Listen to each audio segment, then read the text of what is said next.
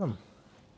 So this next video is on methods for developing listening skill, how to further refine your listening.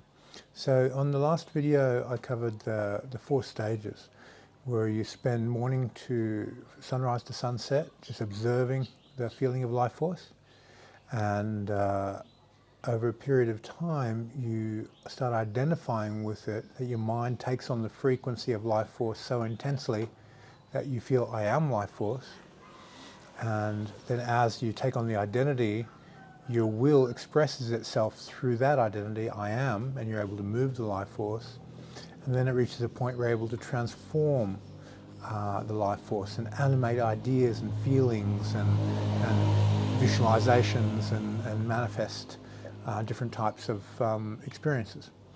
So these 4 stages give you penetration into a qualitative, into a quantitative form of really understanding, getting into the heart of Qigong. So now this next stage is to refine your ability to deepen that connection, to deepen the understanding. It's not enough to identify I am this to understand it. We need to look at it from a first person, I am, second person from outside, and a third person from a more holistic perspective. And in order to do this, we need to look at the way the mind identifies itself as being life force, and then taking these different views of the life force. So that last 4 stages takes you into I am life force. It takes you to this first stage of listening to what life force is. Now the next stage is to go into the stillness underneath the life force. So when your mind is tuned into a meditation object, you end up with 2 fundamental qualities: the stages of absorption into the object through this observing, this identity, through expressing will and transforming and so forth, to an emptiness which accumulates around the object. So your mind becomes very, very still when you're observing something. Now, the stillness of your mind becomes a viewing lens for your experience. So as you tune into the meditation object, in this case it's life force, and you're working with it, you'll notice the more absorbed you become with the life force, the deeper the concentration, the deeper that stillness quality around the life force manifests. So you end up with a very, very high degree of stillness accompanying it. Now we move our mind from I am life force to I am stillness underlying the life force, that I am the stillness underneath it. So there's no real words that can adequately describe this experience of being the empty space underneath something. But in order to get this perspective, you feel the energy, you go through those 4 stages, and then you'll begin to notice that you're accumulating quite a high degree of stillness in and around you and underneath the meditation object. You just simply move into the stillness.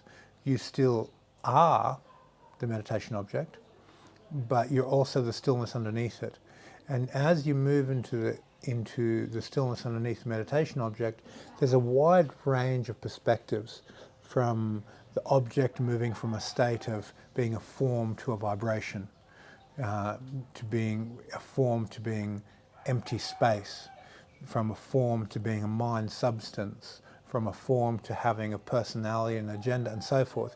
You have all these different directions which you can take when you're transitioning from identifying as I am this, and then pulling all these layers apart. The physical substance, the energetic substance, the ego substance, the mind substance, and moving into the emptiness. So the physical, astral, mental, and akashic aspects.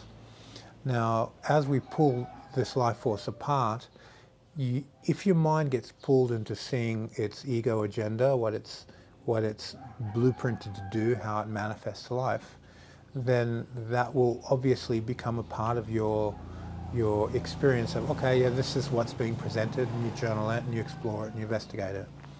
If if you recognize, oh, this is a mind substance, that its nature is to produce life force, to manifest life, you recognize the mind substance component. And then if you're lucky enough to get into the emptiness underneath, that's when it gets very, very interesting, because you get this relationship of how form is dependent on that emptiness. And the emptiness, the limited states of emptiness are dependent on the form. So there's a codependence between emptiness and form. Infinite emptiness is not dependent on the form. It's a different feeling quality. But initially, your mind touches a reflection of the meditation object in emptiness, which has a limited boundaries. We may perceive this emptiness as a vast space, that it is unlimited, but in reality it's not. You just can't see the edges because it's emptiness.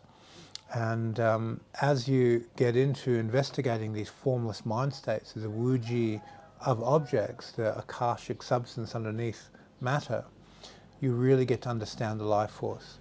And your awareness, your listening skill learns how to express its will from the empty space underneath objects.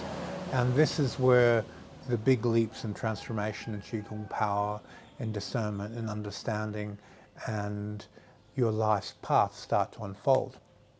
Whatever your purpose in life is, it gets an amplified momentum and power through recognizing emptiness underneath form.